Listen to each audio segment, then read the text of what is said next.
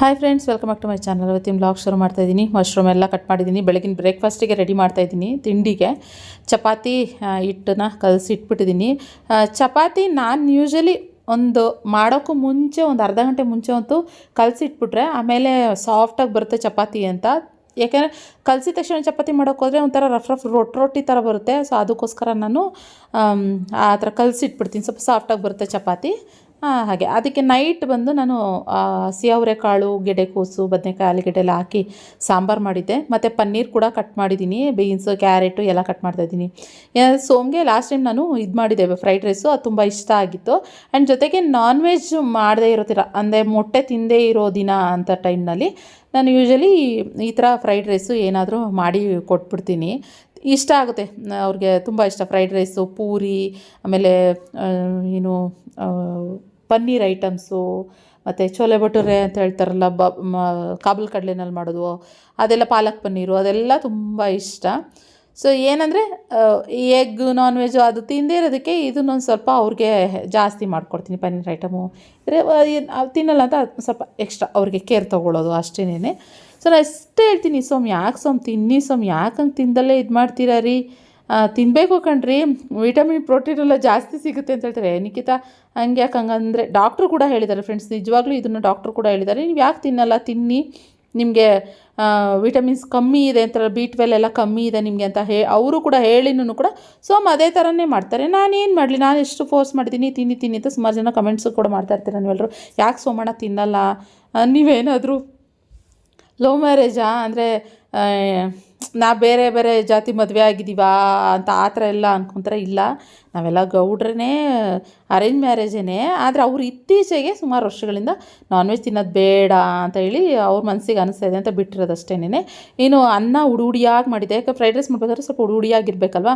ಇವಾಗ ಏನಂದರೆ ಎಣ್ಣೆ, ಸ್ವಲ್ಪ ತುಪ್ಪ ಹಾಕ್ಬಿಟ್ಟು ಮಶ್ರೂಮ್ ಮತ್ತು ಪನ್ನೀರ್ ತರಕಾರಿಗಳನ್ನೆಲ್ಲ ಹಾಕಿ ಒಂದು ಸ್ವಲ್ಪ ಪೆಪ್ಪರು, ಸ್ವಲ್ಪ ಸಾಲ್ಟು, ಒಂದು ಸ್ವಲ್ಪ ಅಷ್ಟೇ, ಒಂದು ಅರ್ಧ ಸ್ಪೂನು ಇಲ್ಲ ಅಷ್ಟು ಸಾಲ್ಟಾಗಿ ಚೆನ್ನಾಗಿ ತುಪ್ಪದಲ್ಲಿ ಅದು ಎಣ್ಣೆಯಲ್ಲಿ ಚೆನ್ನಾಗಿ ಫ್ರೈ ಮಾಡಿಕೊಂಡೆ.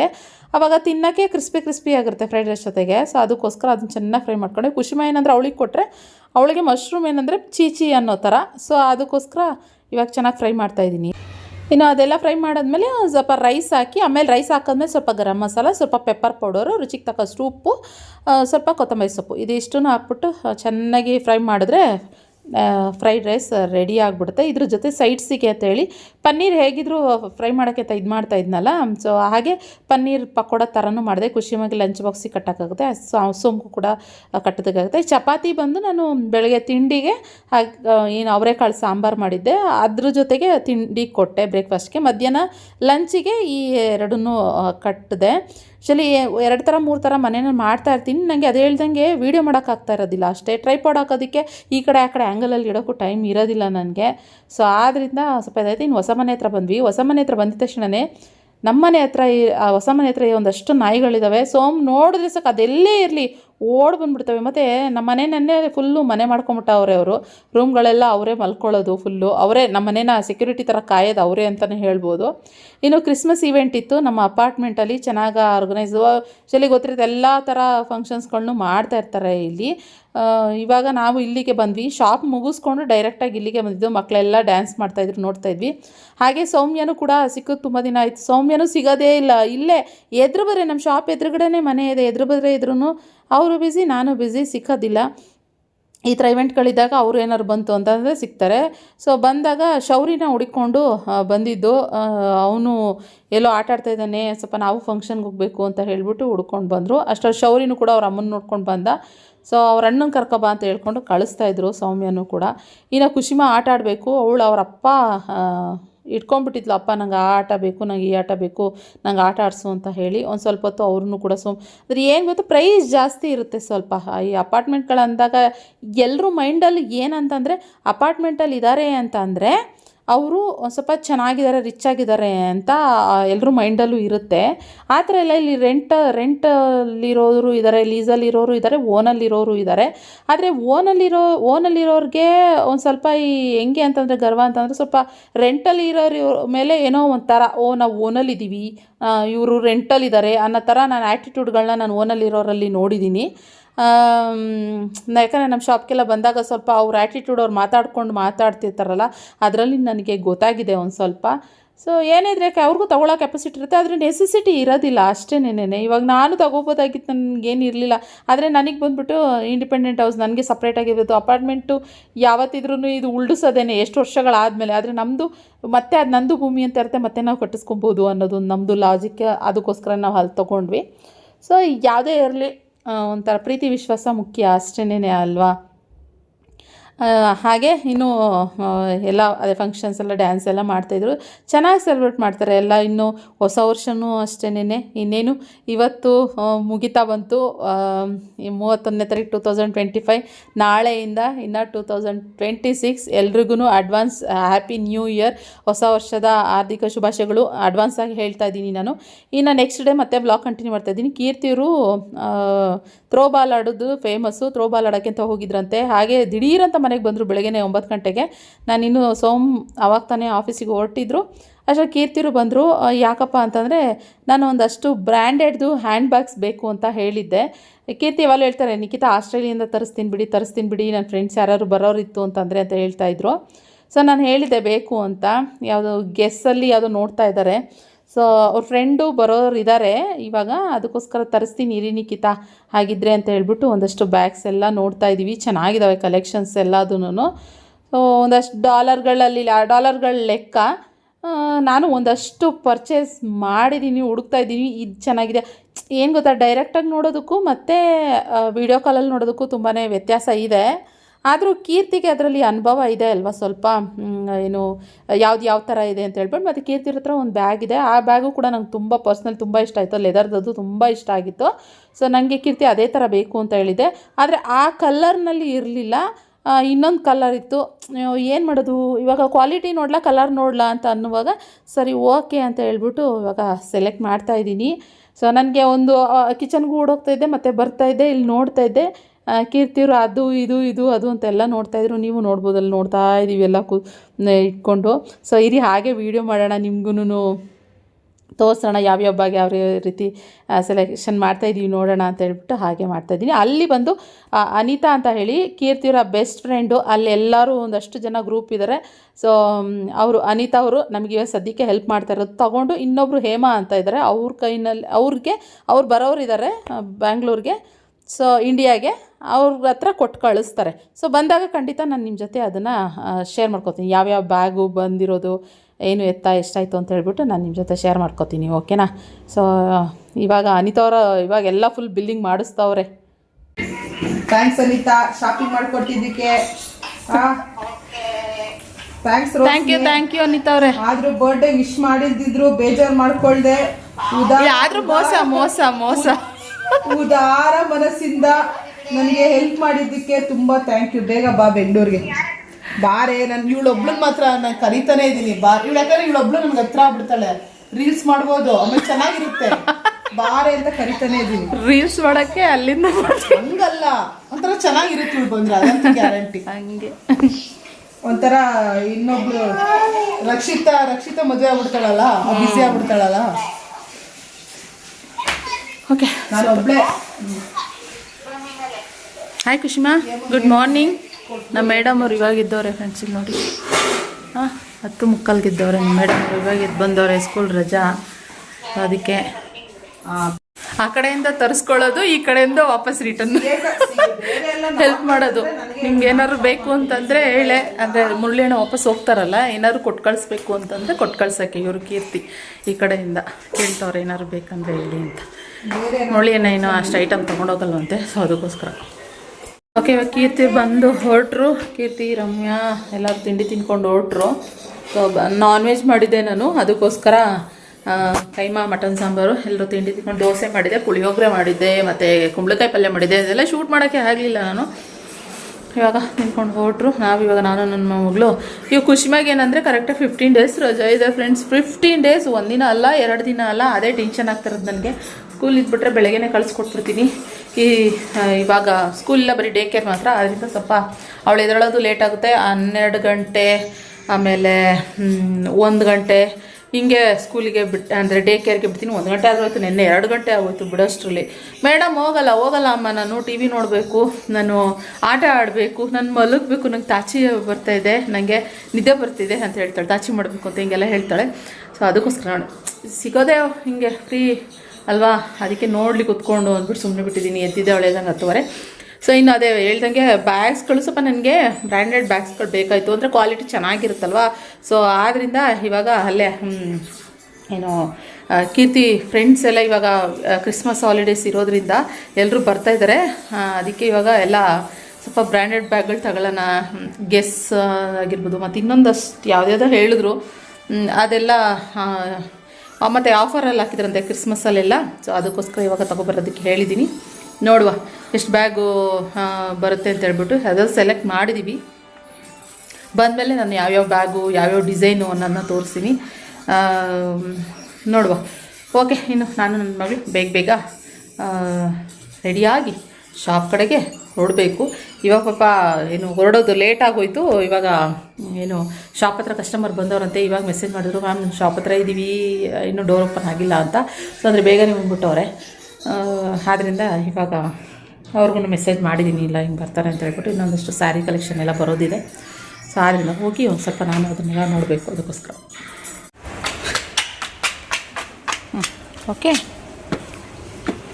ಓಕೆ, ಇವಾಗ ನಾನು ನನ್ನ ಮಗಳಿಬ್ಬರು ರೆಡಿಯಾಗಿ ಎಲ್ಲಿ ಹೋಗ್ತಾ ಇದ್ದೀವಿ? ಕುಸುಮ, ಎಲ್ಲಿ ಹೋಗ್ತಾ ಇದೆಯಾ ನೀನು? ಹೇಳಿ ಎಲ್ರಿಗೂ, ಆ ಕಡೆ ತಿರ್ಕೊ, ಹೇಳಿ ಎಲ್ರಿಗೂ, ಎಲ್ಲಿ ಹೋಗ್ತಾ ಇದೆಯಾ ನೀನು? ಸ್ಕೂಲು ಹೋಗಿದೆ. ಓಕೆ, ಹೋಗೋಣ ಫ್ರೆಂಡ್ಸ್, ಹೇಳಿ ಹೋಗೋಣ. ಶುರು ಮಾಡೋಣ. ಇಲ್ಲಿ ನೋಡಿ, ಈ ಕಡೆ ತಿರ್ಕೊಂಡು ಹೇಳಬೇಕು. ಈ ಕಡೆ ತಿರ್ಕೊಳ್ಳಿ. ಹೇಳಿದ ತಕ್ಷಣನೇ ಅದು ಕೇಳಿಬಿಟ್ರೆ ಸರಿ. ಓಕೆ, ಬನ್ನಿ ಹೋಗೋಡುವ, ಲೇಟ್ ಆಯ್ತು ಆಗಲಿ.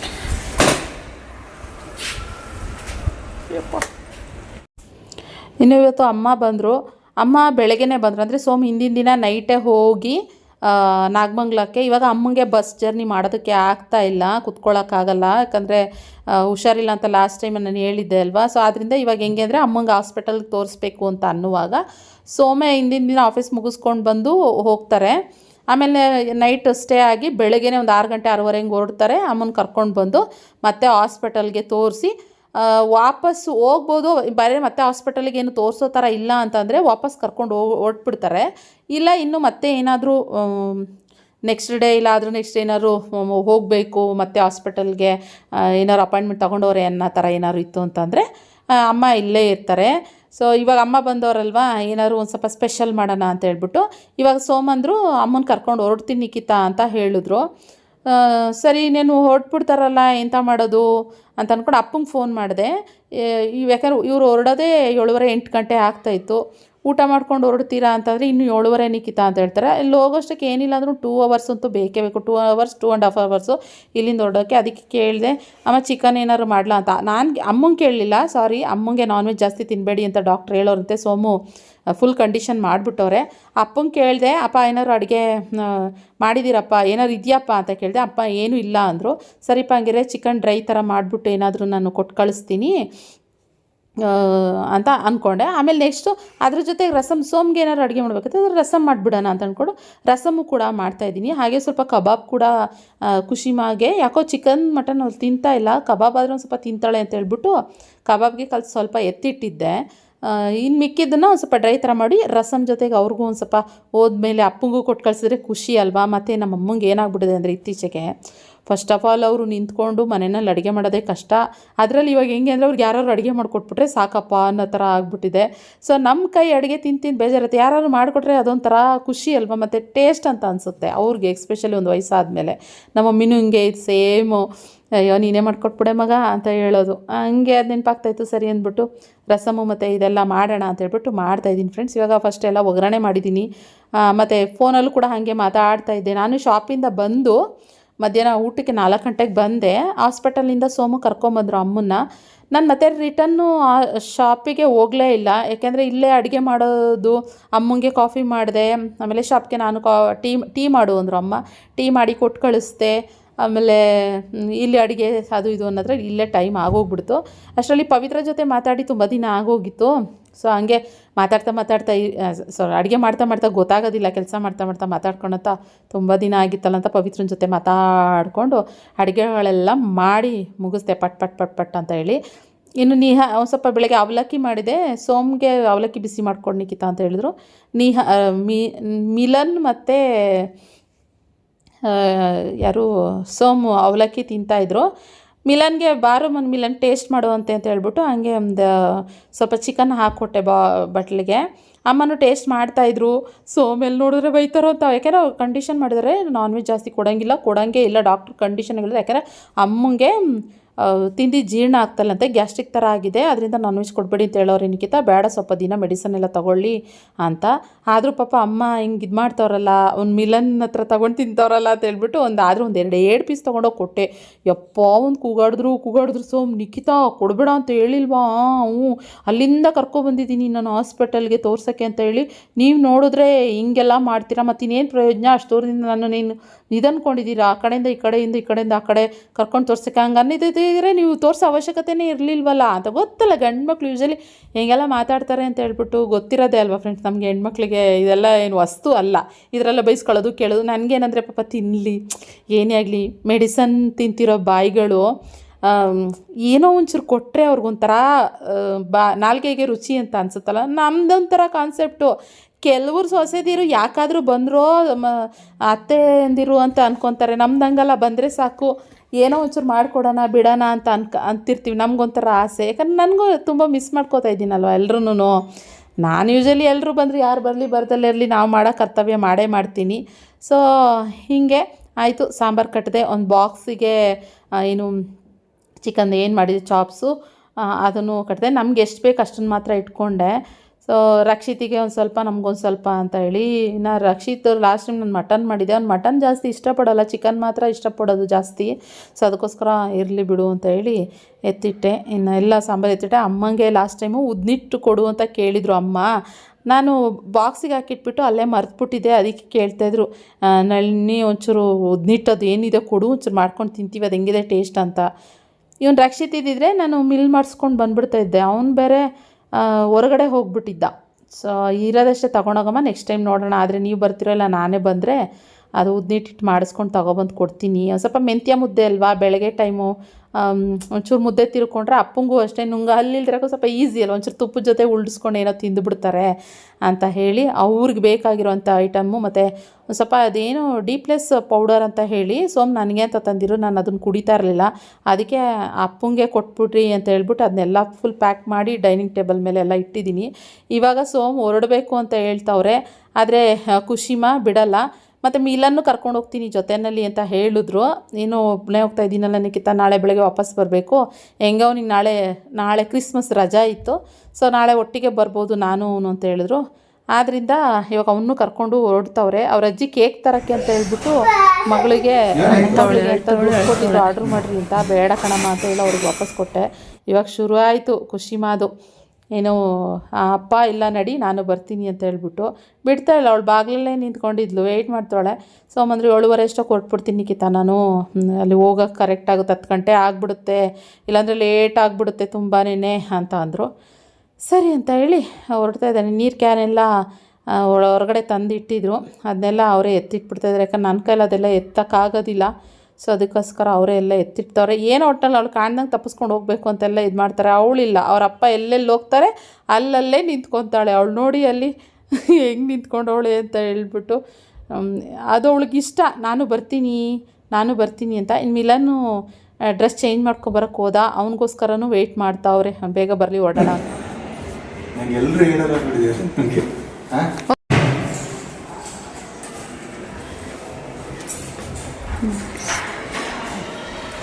Hi friends. ಸಾರಿ ಅಜ್ಜಿ ಇಂಜೆಕ್ಷನ್ ಹಾಕ್ಸ್ಕೊಂಡ್ಬಿಡ್ತೀನಿ.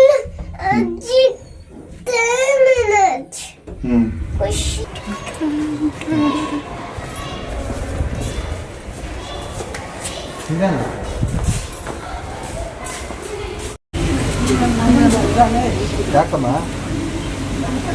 ಕುತ್ಕೊಂಡು ಆಮೇಲೆ ಇದು ಮಾಡು.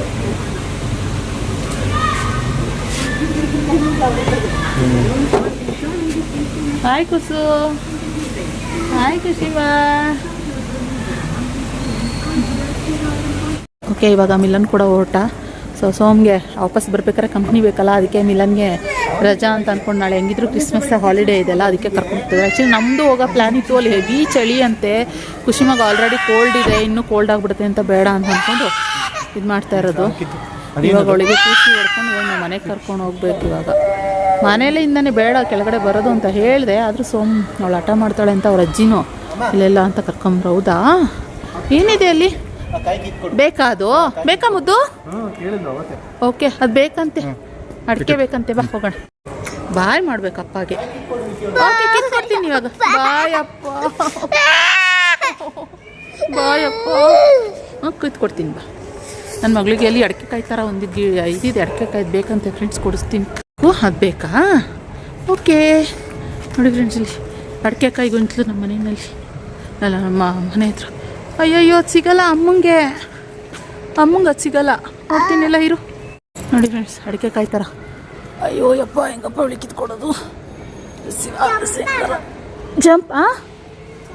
ಅಯ್ಯಪ್ಪ, ಸಿಕ್ತು ಖುಷಿಗೆ. ಬಾ ಖುಷಿ, ಸೂಪರಾ?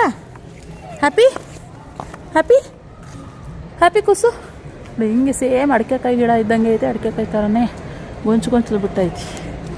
ಅವತ್ತಿಂದ ಟ್ರೈ ಮಾಡ್ತಾ ಇದ್ಲೇಳು. ಬಾ ಬಾ ಬಾ ಹೋಗೋಣ, ನಾವು ಒಬ್ಬರು ಬರ್ತಾನಂತ ಆಮೇಲಿಂದ. ಸದ್ಯ ಸೈಲೆಂಟ್ ಆದ್ಲು ಅಪ್ಪ ಅಂತವಳಷ್ಟೇ. ಬಾಪುಸಿ ಕ್ಯಾಟ್ ಏನೂ ಮಾಡಲ್ಲ ಖುಷಿಯಮ್ಮ. ಹೇಳಮ್ಮ ಮುದ್ದು, ಹೇಳು. ನೀನು ಹೇಳ್ಬೇಕು, ಏನೂ ಮಾಡಲ್ಲ ನಾನು ಬಾಪುಸಿ ಕ್ಯಾಟ್ ಅನ್ಬೇಕು. ಇಷ್ಟೊತ್ತರ್ಗೂ ನಾನು ಏನೂ ಮಾಡಲ್ಲ ಬಾಪುಸಿ ಕ್ಯಾಟ್ ಅಂತಂತಿದ್ಲು. ಸಿಕ್ಕಾಬಟ್ಟೆ ಇಷ್ಟ. ಪುಸ್ಸಿ ಕ್ಯಾಟ್ ಏನು ಮಾಡಲ್ಲ, ಬಾ.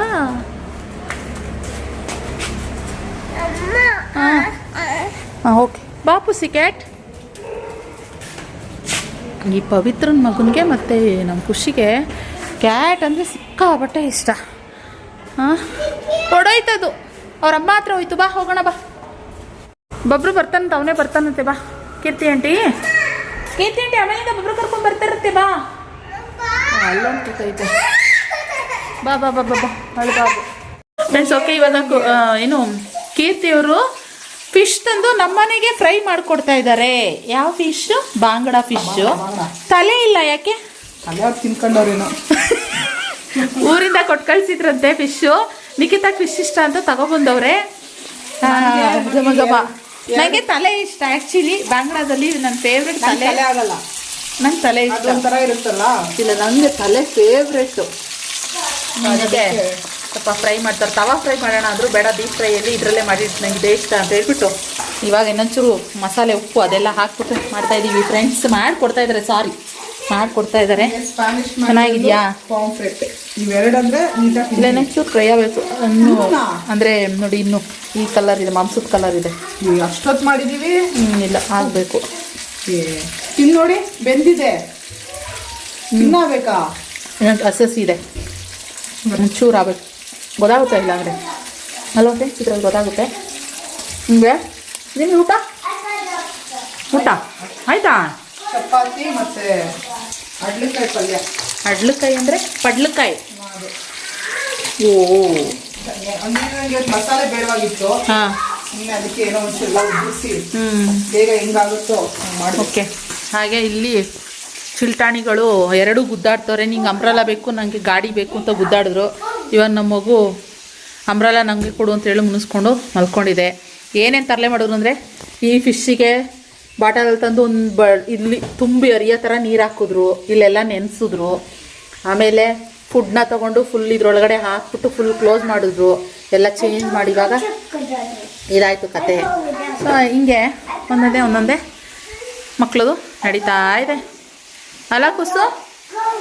ಬಾಬು ಹಾಯ್ ಮಾಡು. ಹಾಯ್. ಖುಷಿಮಾ ಹಾಯ್ ಮಾಡು. ನೀನು ಹಾಯ್ ಕಾಲೆಲ್ಲ ಎತ್ತಬಾರ್ದು, ಹಾಯ್ ಅನ್ಬೇಕು. ಶುರು ಮಾಡೋಣ. ಶುರು ಮಾಡಿ ಆಯ್ತು. ಕೊಡ್ತಾವಳೆಲ್ಲ. ಓಕೆ. ಇವಾಗ ಅಮ್ಮ ಎಲ್ಲ ಹೊರಟ್ರು, ನಾವು ಸ್ವಲ್ಪ ಕುತ್ಕೊಂಡು ನಾನೇನು ಮಾಡಿದ್ದೆ ನೋಡಿ, ನೋಡಿದ್ರಾ ಆ ಬಾಕ್ಸ್ ತೆಗೀರಿ. ಏನ್ ಮಾಡಿದ್ರ? ಚಿಕನ್ ಮಾಡಿದ್ದೆ ನಾನು. ಹೌದಾ? Chilli chicken. ಅದೇ ಅಪ್ಪ ಹೊರಟಿದ್ರಲ್ಲ, ನಮಗೇನು ಮಾಡೋಕ್ಕಾಗಲಿಲ್ಲ, ಮಾಡಿಕೊಟ್ಟು ಕಳಿಸ್ಬಿಡು ಅಂದರು. ರಸಮ್ ಮಾಡಿ ಚಿಕನ್ ತರಿಸಿ, ಹಾಂ ಏನು ಹಾಕಿಲ್ಲ, ತೆಂಗಿನಕಾಯಿ ಹತ್ರೆಲ್ಲ ಏನು ಹಾಕಿಲ್ಲ, ಜಸ್ಟು ಹಸಿ ಮಸಾಲೆ, ಪುದೀನ, ಕೊತ್ತಂಬರಿ, ಜಿಂಜರ್, ಗಾರ್ಲಿಕ್ ಇಷ್ಟು ಹಾಕಿ ಮಾಡಿದೆ. ಇವನು ಎಲ್ಲೋದ ರಕ್ಷಿತ್ ಅಂತ ಗೊತ್ತಿಲ್ಲ. ಹಾಂ ಇವಾಗ ಅದ್ರ ಜೊತೆಗೆ ಫಿಶು ಕೂಡ ಬಂದಿದೆ. ಖಾರ ಇಲ್ಲ ಅಲ್ಲ? ಹಾಂ ಚಿಲ್ಲಿ ಚಿಕನ್ ಅಲ್ಲ ಇದು, ಅಮ್ಮಂಗೆ ಗ್ಯಾಸ್ಟ್ರಿಕ್ ಇದೆ, ನಾನು ಚಿಲ್ಲಿಯಲ್ಲಿ ಹಾಕಿಲ್ಲ, ಜಸ್ಟ್ ನಾರ್ಮಲ್ ಅಷ್ಟೇ, ಜಸ್ಟ್ ಗ್ರೀನ್ ಪುದೀನ ಜಾಸ್ತಿ ಹಾಕಿ ಪುದೀನ ಕೊತ್ತಂಬರಿ ಮಾಡಿದ್ದಷ್ಟೇ ನೀನೆ. ಹಾಂ ಚಿಲ್ಲಿ ಚಿಕನ್ ಅಲ್ಲ,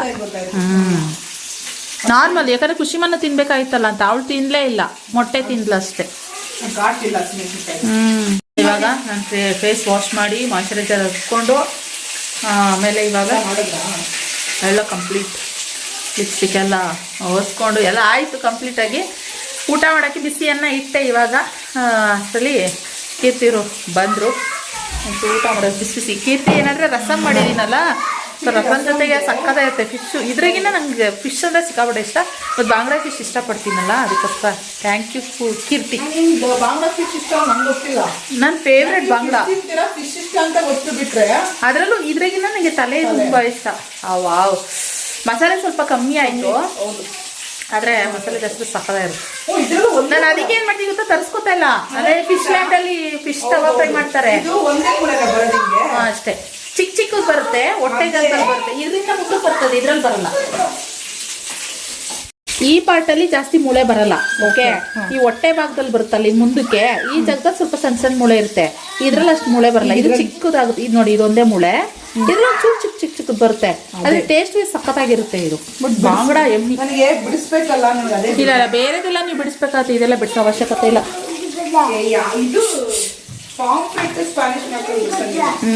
ಬಬ್ಬು ಅಲ್ಲಿ ಫಿಶ್ ಹತ್ರ ಹೋಗ್ಬಾರ್ದು, ಓಕೆನಾ? ಹಾಂ ವಾವ್ ಬಬ್ಬು ತೋರಿಸಲಿಕ್ಕೆ ಹೆಂಗೆ ಕಾಣಿಸ್ತಿದ್ಯಾ? Wow super Babbu, wow superhero Babru. ಹಾಂ ನೋಡಿ ಹಿಂಗೆ ಲಾಸ್ಟ್ ಟೈಮ್ ಹಿಂಗೆ ಕುತ್ಕೊಂಡು ಮುಂದೆ ಕಡೆ ಏನು ಏನಂತಾರೆ ಸ್ಟೇರಿಂಗ್ಗೆ ಮುನ್ನಾಕ್ಬಿಟ್ಟಿದ್ರು. ಮೇಡಮ್ ಹೆವಿ ಲೋಡ್ ಆಯಿತು, ಕಾರ್ಗೆ ಲೋಡ್ ಜಾಸ್ತಿ ಆಯಿತು. ಸೊ ಓಕೆ ಫ್ರೆಂಡ್ಸ್, ಇವತ್ತಿನ ಬ್ಲಾಗ್ ಇಲ್ಲಿಗೆ ಊಟ ಮಾಡ್ತೀನಿ ಊಟ ಮಾಡಬೇಕು. ಇವತ್ತಿನ ಬ್ಲಾಗ್ ಇಲ್ಲಿಗೆ ಎಂಡ್ ಮಾಡ್ತೀನಿ ಇಲ್ಲಿ. ಓಕೆ ಫ್ರೆಂಡ್ಸ್, ಇವತ್ತಿನ ಬ್ಲಾಗ್ ಇಲ್ಲಿಗೆ ಊಟ ಮಾಡ್ತೀವಿ, ಇಲ್ಲಿಗೆ ಎಂಡ್ ಮಾಡ್ತೀನಿ. ಸೋಮ್ ಇನ್ನೇನು ರೀಚ್ ಆಗ್ತಾರೆ, ಇನ್ನೂ 9 ಗಂಟೆ 9:10 9:30 9:45 ಹೋಗ್ತಾರೆ, ಊರಿಗೆ ಹೋದ್ರಲ್ಲ ಸರಿ ಹೋಗ್ತಾರೆ. ಇವತ್ತಿನ ಬ್ಲಾಗ್ ಇಲ್ಲಿಗೆ ಎಂಡ್ ಮಾಡ್ತೀನಿ. ಸಿಗುವ ಮತ್ತೆ ಇನ್ನೊಂದು ಬ್ಲಾಗ್ನೊಂದಿಗೆ. ಬ್ಲಾಗ್ ಇಷ್ಟ ಆದರೆ ಲೈಕ್ ಮಾಡಿ, ಥ್ಯಾಂಕ್ ಯು. ಹಾಂ ನೋಡಿ, ಹಾಂ ಅದು ಓಕೆ ಹಂಗಿರ್ಬೇಕು. ಇದಕ್ಕೂ ಅದಕ್ಕೂ ವ್ಯತ್ಯಾಸ ನೋಡಿ ಗೊತ್ತಾಗುತ್ತೆ ನಿಮಗೆ. ಆಗ್ತಿದ್ವಿ ಸೂಪರ್. ನನಗೆ ಇದು ಬಾಂಗ್ಡಾ ಅನ್ನೋದು ಗೊತ್ತಿಲ್ಲ. ನನಗೆ ಅಲ್ಲೆಲ್ಲ ಸಿಗ್ತಿರ್ಲಿಲ್ವಾ? ಸಿಗುತ್ತೆ. ನನಗೆ ಬರೀ ಜಾಸ್ತಿ ಪಾಂಫ್ರೆಟ್ ಅಂಡ್ ಸ್ಪ್ಯಾನಿಷ್ ಮ್ಯಾಕ್ರಲ್ ಮುಳ್ಳು. ಆ ಮುಳ್ಳೆ ನಂಗೆ ಈ ತರ ಮುಳ್ಳೆ ಸಿಗ್ಬಾರ್ದು ನನಗೆ, ಅವಾಗ ನನಗೆ ಇಷ್ಟ. ಆಗ್ತಾ ಇದ್ರ ಬನ್ನಿ. ಓಕೆ, ನಮ್ಮ ಲಂತಕ ಕಳಿಸಿರೋದು. ಓಕೆ ಹೌದಾ? ನಾನು ಹೇಳಿಲ್ಲ, ಥ್ಯಾಂಕ್ ಯು ಸೋ ಮಚ್. ನಂಗೆ ಕಳಿಸ್ಬೇಡಿ, ನನಗೆ ನಾನು ತಿನ್ನಲ್ಲ ಅಂತ. ಮುಳ್ಳೆಣ್ಣ ತಿನ್ಲಿಲ್ವಾ? ಅವ್ರೆಲ್ಲ ತಿನ್ಕೊಂಡಿದ್ರಲ್ಲ. ಓಕೆ ಅವ್ರು ಬಾಣಲ್ಲ. ಅದಕ್ಕೆ ಅವರು ಏನ್ ಮಾಡಿದ್ರು, ನೀವು ತಲೆ ಎಲ್ಲ ತಿನ್ನಲ್ಲ, ಇದಾರು ತಿನ್ಲಿ ಅಂತ ಇದನ್ನ ಕೊಟ್ಟು ಕಳ್ಸೋರೆ ಅಲ್ವಾ? ತಲೆ ನಾನೇನು ತಿನ್ನಲ್ಲ. Okay thank you. ರಸಮ್ ಜೊತೆಗೆ ಒಳ್ಳೆ ಬ್ಯಾಟಿಂಗು. ಅದು ಚಿಲ್ಲಿ ಅಲ್ಲ ಸಾರಿ, ಚಿಕನ್ನು, ಗ್ರೀನ್ ಚಿಕನ್ನು, ಹಾಗೆ ಇದನ್ನು ಎರಡನ್ನೂ ತಿನ್ನಂಗೆ ಆಗುತ್ತೆ. ಸೊ ಸೂಪರ್ ಆಗಿ ಒಳ್ಳೆ ಊಟ ಆಯಿತು. ಕ್ರಿಸ್ಮಸ್ಸಿಗೆ ನಮ್ಮ ನಾಳೆ ಕ್ರಿಸ್ಮಸ್, ಇವತ್ತು ಒಳ್ಳೆ ಊಟ ಆಯಿತು. ಒಳ್ಳೆ ಕಾಂಬಿನೇಷನ್ ಅಲ್ವಾ? ಒಳ್ಳೆ combination. Okay friends, thank you for watching. Love you all. ಸಿಗುವ ಮತ್ತೆ ಇನ್ನೊಂದು ಬ್ಲಾಗ್. ಬಾಯ್, ಗುಡ್ ನೈಟ್.